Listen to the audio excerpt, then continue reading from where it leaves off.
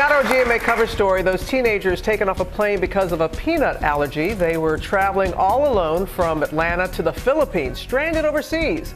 Amy's back with that story for us. That's right. Good morning, guys. Those teenage brothers were on their way to visit their father halfway around the world when they were stranded at the airport because the airline was not willing to accommodate a life-threatening allergy. I was very shocked and almost in tears. Pooja Patel is still shaking after two of her sons were removed from a flight and stranded in a foreign country, all because her oldest son suffers from a serious, potentially life-threatening peanut allergy. It was the most stressed out I've ever been. The two oldest boys, aged 15 and 16, returning home to Manila on their own from a trip to Atlanta.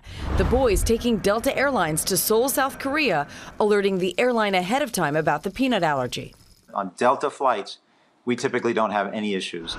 But boarding the flight to Manila on Delta's partner Korean Air, the boys say the flight crew told them that peanuts would be served and that they could either risk being exposed to peanuts or get off the plane.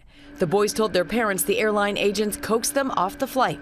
No one should have to go through this. According to the Patels, the teens pleaded with the airline's agents, two of them pictured here, offering to sit in the back of the plane with the eldest boy wearing a mask. But they say the Korean Air agents refused. The boys eventually flying back to Atlanta. The family now filing a complaint with Korean Air. When you're sitting halfway around the world and your children are stranded at an airport because they got kicked off of a plane because of a food allergy, you know, it's a punch in the gut. Korean Air releasing a statement to ABC News saying, Korean Air sincerely apologizes to Mr. and Mrs. Patel and their sons. We are reviewing this incident and will strive to create a better customer experience.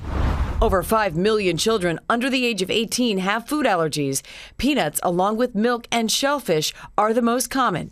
I think the call to action here, is for us to raise awareness on how airlines could do a little bit better to ensure they're minimizing the risk for certain passengers with allergies. Meanwhile, Delta has also reached out to the Patels and apologized for their ordeal. It also refunded most of the airfare, but the family says they just want Delta to work with their international partners for increased awareness and sensitivity. Robin. I don't think that's asking too much. All right, Amy. Let's bring in now Dr. Jen Ashen. So what are the medical implications here? Well, I think first of all, we have to realize we're talking about 1 in 25 children with a food allergy. So the chance of one of those kids being on the plane is high. There can be a spectrum of severity in terms of food allergies, ranging from some mild respiratory issues and hives to anaphylaxis, which is a life-threatening allergy. And I think we need to realize that some of these allergens are airborne. They could be contact on surfaces and in the food that's served on these airlines. And once you hit 35,000 feet, if you get into trouble over the Atlantic Ocean, that is a major problem. That's true. So what are your options if you're flying with an allergy? Well, listen, this hits home for me because I have life-threatening food allergies. So I think there are some things that people could and should do. Number one, check with the airlines because every airline is different in terms of what type of provisions or accommodations they make. I think it's always a good idea to inform the person sitting next to you, especially if you have such a severe allergy that it can be airborne.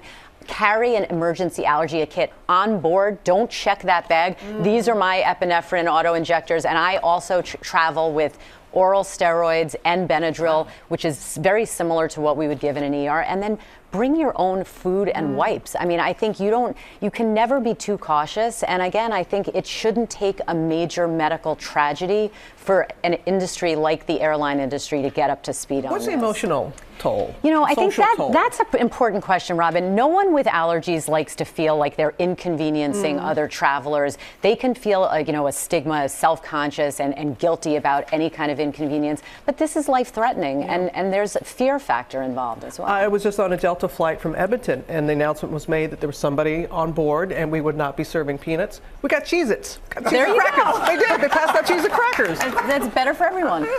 I don't know about that. That's another story. But thanks, Jim. Hi, everyone. George Stephanopoulos here. Thanks for checking out the ABC News YouTube channel. If you'd like to get more videos, show highlights, and watch live event coverage, click on the right over here to subscribe to our channel. And don't forget to download the ABC News app for breaking news alerts. Thanks for watching.